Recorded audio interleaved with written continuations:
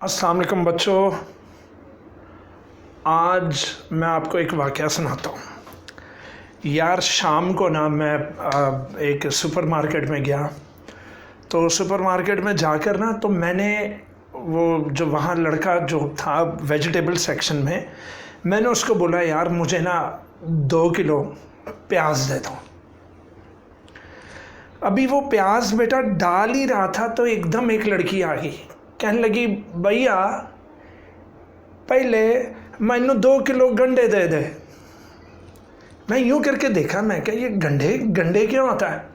तो मैंने उससे पूछा, मैं क्या भाई ये गंडे क्या होता है? कहता भाईजान वही जो चीज़ आपने मांगी है, प्याज को गांव वगैरह में गंडे भी कहते हैं, पंजाबी में गंडे बोलते हैं।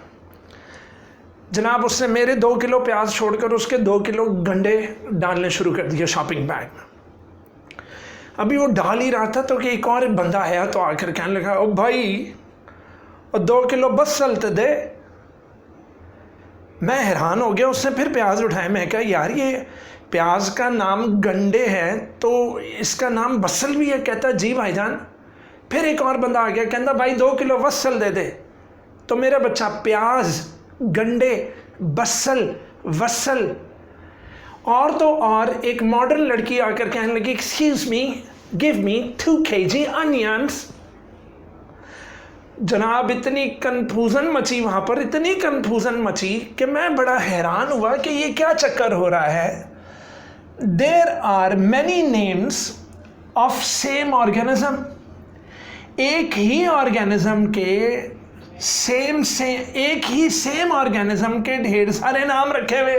तो जी हाँ, एक ही ऑर्गेनिज्म यानी कि प्याज का नाम गंडा भी है, बसल भी है, वसल भी है और अनियन भी है, सिर्फ पाकिस्तान में।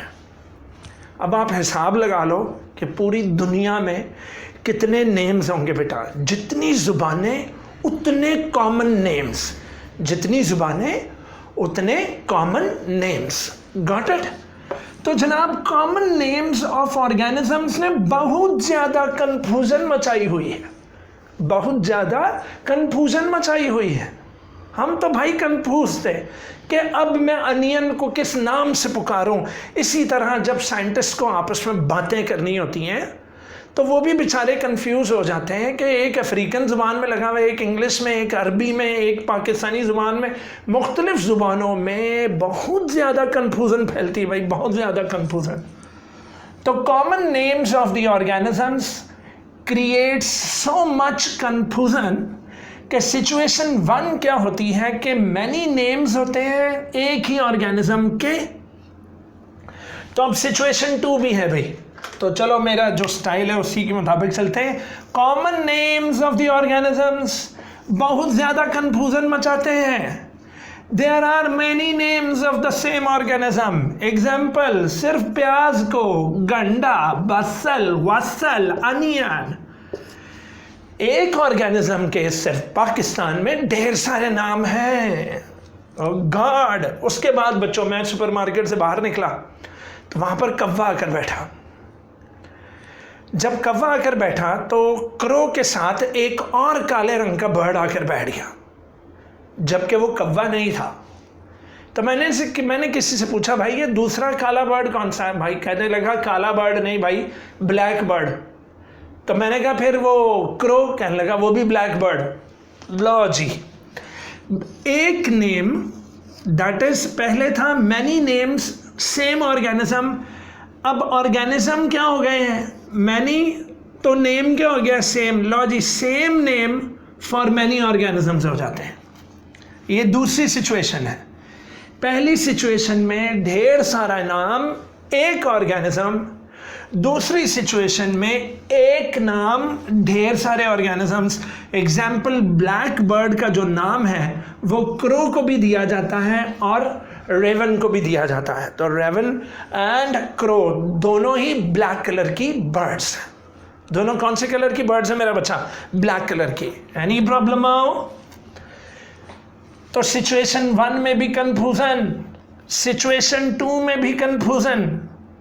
अरे भैया कहीं सेम ऑर्गेनिज्म को ढेर सारे नाम दे रहे हो, तो कहीं एक नाम ढेर सारे ऑर्गेनिजम्स को दे रहे हो? क्या कर रहे हो? कॉमन नेम्स में तुमने अन्नी मचाई हुई है। सिचुएशन 3, वहां मैंने एक औरत देखी, उस औरत ने एक बिल्कुल काले रंग का बच्चा उठाया हुआ था। तो मैंने जाकर उस औरत से कहा, एक्सक्यूज मी, आपके बच्चे का नाम क्या है? तो बहुत ही सांवला रंग था, बड़ा ही काला था।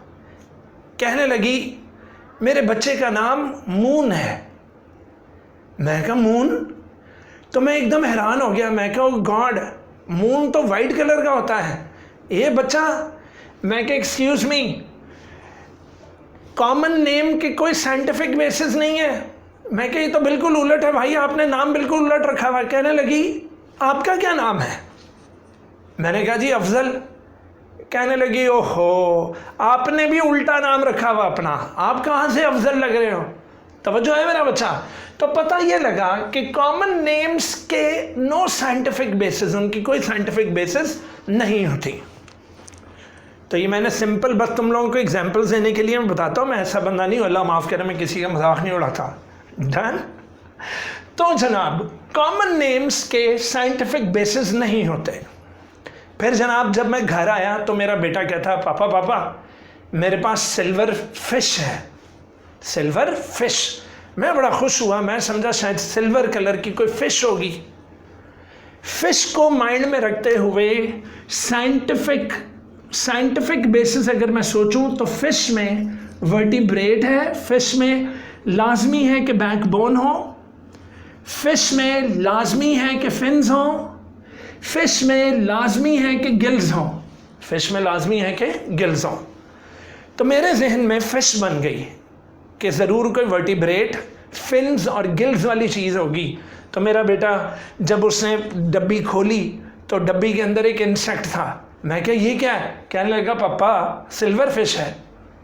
मैं कहा लो जी। तो पता ये लगा एक इंसेक्ट का नाम क्या रखा हुआ है? Silver fish. इसी तरह स्टार फिश बेटा एक जिस्म पर कांटों वाला एक एनिमल है जो कि कहीं से भी फिश नहीं है। ये सारे इनवर्टिब्रेट्स हैं। ये सारे क्या हैं? इनवर्टिब्रेट्स। तो जनाब बहुत कंफ्यूजन मची हुई थी, बहुत कंफ्यूजन मचाई हुई है। किसने? कॉमन नेम्स ने। फिर एक शख्स आया, कैरोलस लिनियस, उसने आकर साइंटिफिक नेम्स रखने शुरू कर दिए ताकि इस कंफ्यूजन से हम लोग बाहर निकल आए, इस कंफ्यूजन से हम लोग बाहर निकल आए। क्लियर हो गया बेटा? अब मैं वीडियो को पॉज कर रहा हूं, आप ना सिग्निफिकेंस ऑफ बाइनोमियल नोमेनक्लेचर पहले पढ़ लें। मैंने आपको पहले सिग्निफिकेंस करा दी है, तो आप सिग्निफिकेंस की जो हेडिंग है वो आप पहले पढ़ लें। इन तमाम सिचुएशन 1, सिचुएशन 2, सिचुएशन 3, इन तमाम सिचुएशंस की कंफ्यूजन को दूर कैसे किया गया? By giving scientific names to the organisms. Done? मैं पॉज कर रहा हूं, आप लोग उतनी देर तक सिग्निफिकेंस वाला सेक्शन पढ़ लें, और चाहे तो आप वहां पर 3 हेडिंग्स लिख सकते हैं कि many name same organism, same name many organisms, और तीसरी क्या थी? Common name without scientific basis, that is common names की कोई साइंटिफिक बुनियादें नहीं होती। अब मैं पॉज कर रहा हूं बेटा, आप लोग रीडिंग करो। ओके, वेट, पहले वीडियो को लाइक यार ज़रूर कर दिया करो और बेल आइकॉन का बटन भी दबा दो, ठीक है? और सब्सक्राइबर्स आप लोगों ने बढ़ाने। Got it? चलो, so I am back with the new board. Done? अब मेरा बच्चा, टॉपिक जो हमारा आज का था वो है बाइनोमियल नोमेनक्लेचर। बाइनोमियल नोमेनक्लेचर, ये नाम देने के निज़ाम, नोमेनक्लेचर है नाम देने का सिस्टम, नाम देने का सिस्टम। हमें कॉमन नेम्स नहीं चाहिए भाई, बहुत कंफ्यूजन है। तो जनाब नाम देने का निज़ाम को क्या बोलते हैं? नोमेनक्लेचर। और बाइनोमियल का मतलब है 2 नेम्स। बाइनोमियल का मतलब 2 नेम्स। तो जनाब जब मैं पैदा हुआ तो मेरे अब्बू ने मेरा नाम रखना था, तो उन्होंने भी 2 नेम्स का मजमुआ बनाया, अफजल अली। तो जब मेरा नाम रखा जा रहा था तो हमारे यहाँ जो नाम रखने का निज़ाम है, जो नोमेनक्लेचर है, उसमें भी 2 नेम्स यूज़ हुए, एक फर्स्ट नेम एक second name, that is binomial. Binomial. तो जनाब टॉपिक है जी binomial nomenclature. Again binomial nomenclature की डेफिनेशन में 3 पॉइंट्स लिखने हैं, 1 2 3, A B एंड C। पुत्र 3 चीजें लिखनी है। Number 1, define binomial nomenclature. It is the method of giving scientific names to living organisms. Living organisms को साइंटिफिक नेम्स देने के मेथड को बायनॉमियल नोमेनक्लेचर कहते हैं। क्या कहते हैं मेरा बच्चा? Binomial nomenclature. So what is binomial nomenclature? Come on. Method of giving scientific names to the living organisms. Point 2, the word binomial means 2 names, and the word nomenclature means method of giving scientific names, that is नाम रखने के method। तो nomenclature binomial, अब इसके अंदर 2 names use हुए बेटा। और थर्ड पॉइंट मस्ट लिखोगे पुत्र, मस्ट। 2 names में से scientific name of the organism consist of 2 names। How many names? 2 names। तो जो पहला नाम है that will be of genus and the second name will be of species. Second name will be of species. अभी हमने ये पिछले pages पे पढ़ा था कि हम ह्यूमंस, होमो सैपियंस, समझ गए होगे। होमो हमारी जीनस का नेम है और सैपियंस हमारी स्पीशीज का नेम है। तो होमो सैपियंस, होमो जेनेरिक नेम, और स्पेसिफिक या स्पीशीज का नेम कौन सा है? सैपियंस। इसी तरह हमने मटर के पौधे का रखा था पाइसम सैटिवम। तो पाइसम उसका जेनेरिक नेम और सैटिवम उसका specific name, that is species का नेम। तो फर्स्ट नेम जेनस का है, तो सेकंड किसका है मेरा बच्चा? स्पीशीज का। डन। प्रेजेंटेड बेटा इसको किसने प्रेजेंट किया? इस निज़ाम को किस शख्स ने इंट्रोड्यूस किया? तो वो जनाब स्वीडन का रहने वाला बायोलॉजिस्ट था जिसका नाम कैरोलस लिनियस था। Carolus Linnaeus. तो he was Swedish biologist, name Carolus Linnaeus. तो कैरोलस लिनस जो कि एक स्वीडिश बॉटनिस्ट था वैसे, लेकिन बायोलॉजिस्ट था, तो इसने कैरोलस लिनस ने इस सिस्टम को इंट्रोड्यूस करवाया। इस सिस्टम को क्या करवाया मेरा बच्चा? इंट्रोड्यूस। सिस्टम बड़ी तेजी से फैला। सिस्टम स्प्रेड रैपिडली, बहुत तेजी से फैला सिस्टम। क्लियर है यहां तक? And it became so much popular. System बहुत पॉपुलर हुआ, बहुत मशहूर हुआ, बहुत मशहूर। Many names are in use even today. आज भी कैरोलस लिनस के कुछ नेम्स हम आज भी यूज कर रहे हैं, आज भी यूज कर रहे हैं। क्लियर हो गया बेटा?